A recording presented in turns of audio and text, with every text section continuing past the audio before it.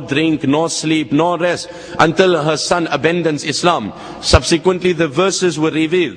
And subhanallah, in the Quran, in the most eloquent, comprehensive, yet voluminous description of the Quran, وَإِن جَاهَدَاكَ لِتُشْرِكَ بِي مَا لَيْسَ لَكَ بِهِ عِلْمٌ فَلَا تُطِعْهُمَا وَصَاحِبْهُمَا فِي الدُّنْيَا مَعْرُوفًا, which is a very clear-cut verse of the Quran, that if they compel you to shirk, to polytheism, to any act of disobedience, then do not obey them in that particular matter. However, this doesn't give a general ruling of becoming, rebelling against your parents. وَصَاحِبْهُمَا فِي الدُّنْيَا مَعْرُوفًا, be kind and loyal and faithful and dutiful, and politely decline, respect their difference, but do not comply to their dictates with regards to the disobedience of Allah.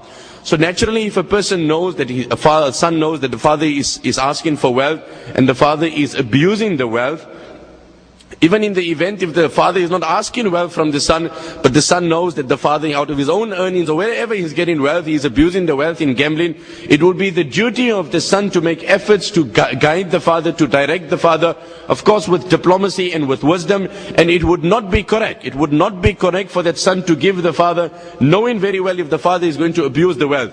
In fact, it can be safely said that at that time the command of Allah would be to refuse.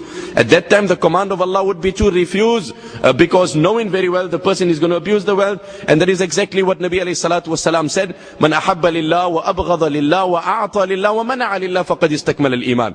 Very comprehensive hadith of Nabi alayhi salam. He who loves for the pleasure of Allah and dislikes for the pleasure of Allah, at times dislike, hatred on the name of Allah. Abdullah ibn Mukhaffar radiallahu anhu told his son, told his nephew that you throw in the stone like that. Nabi alayhi salam said, Innahu la yaqtulu as-sayyid, using the stone, aiming it at someone is not going to kill the game or the animal. Yafqa'ul ayn, it will injure someone's eye. Yaksiru sin, perhaps it will break a tooth or more. And some days later he finds his nephew using the stone in the very same way that the Nabi of Allah had prohibited. So he says, أُحَدِّثُكَ أَنَّ رَسُولَ اللَّهِ صَلَى اللَّهِ عَلَيْهِ وسلم نَهَا عَنِ الْخَزَفِ ثُمَّ عُدْتَ تَخْزِفْ وَاللَّهِ لَا أُكَلِّمُكَ أَبَدًا. I am telling you that the Nabi of Allah has reprimanded and prohibited. You ignore the consequences and the warnings, and yet you persist in doing this. I swear by Allah, I will never speak to you. So displeasure and anger on the name of Allah is also desired and required, and it is matlub. There are many verses of the Quran where Allah Ta'ala speaks about that also. وَأَعْطَى لِلَّهِ, and to give on the name of Allah, where Allah exhorts us and encourages us. وَمَنَعَ, and to withhold and to refuse and to hold back. And that is exactly the difference between tabdhir and israf. إِنَّ الْمُبَذِّرِينَ كَانُوا إِخْوَانَ الشَّيَاطِينَ, where Allah Ta'ala says that those that waste, they are the brothers of the devil. And Allah Ta'ala says, إِنَّ الْمُسْرِفِينَ, those, وَلَا تُسْرِفُوا, do not waste your wealth. Someone was spending a lot of wealth in good. So someone made a comment and he said, لَا إِسْرَافَ فِي الْخَيْرِ,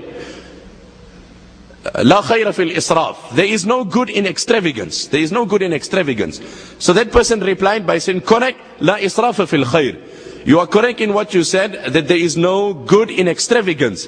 At the same time, there is no extravagance in matters of good. On the occasion of Tabuk, Abu Bakr radiallahu anhu gave everything. There is not extravagant, but rather that is desired. In the same way, while we are encouraged to spend in good, there are two times where we are discouraged. One is israf and tabdhir. Israf means to spend more than what is necessary in legitimate and lawful things. And tabdhir means to spend in haram. If a person spends even a cent in haram, it is tabdhir, because it is abusing the wealth. And many more things can be said. So I think the answer is quite clear, that in the event where the wealth has been abused, then of course it would not be correct to give that wealth forward. I'll just end with the last question here. What age is a Muslim female supposed to don the hijab? We know as Muslims a person becomes mukallaf, where the laws of Sharia become applicable to him or her, where salah becomes compulsory, discharging of zakah for a male to observe his salah, etc., is when he physically matures. At the point of physical maturity, this is the time where it becomes compulsory, mandatory, obligatory. But as is the pattern of the hadith of Nabi sallallahu alaihi wasallam, that he exhorts, we discipline our children from an earlier age so that they become routine. A person would first do a thing because of pressure. A child at the age of 7 is going to perform salah not out of the virtue or the sweetness or the love of salah, but out of the sheer pressure of his father. It would then become routine in his life. If he does it from 7 to 10, from 10 to 12 or 13, he'll do it because for the last 3 3 years he's been performing salah, hence he performs it out of routine and habitual. And then after that, inshallah, the element of spirituality enters into him. We're conscious of his obligation to his creator. He's been performing for the last 5 years, conscious of the implications of salah, of the stern warnings of neglecting salah, etc. Likewise, a sister, she should don the hijab. It would be obligatory upon her at the time that if she physically matures. But of course, we would encourage her, when we see today such young girls, displaying fashion and also, in manners that are semi-nude, which is reflecting an image of immorality at a very young and tender age. So let us not consider any age to be too young to impress upon them. Al-ilmu fi as-sighri kan-naqshi fi al-hajar. Knowledge in childhood is like engraving something on a stone. So it would be compulsory at physical maturity, but it definitely would be encouraged at a much earlier age. That were basically the few questions that were asked. Inshallah, Sheikh Riyadh would continue. Again, in kana sawaban famin Allah, wa in kana khata'an faminni wa min ash-shaytan, wallahu wa rasuluhu minhu bari'an. That if what was said was correct, which conformed with the desire of Allah and His Rasul, then it is from Allah. Wa in kana khata'an, and if it was a mistake, definitely not deliberate, faminni wa min ash-shaytan, then that was from my side and from the devil. Wallahu wa rasuluhu minhu bari'an. And Allah and His exalted Nabi both are free from that particular version which was not in conformance with the teachings of Rasulullah sallallahu alaihi wasallam. Jazakallah.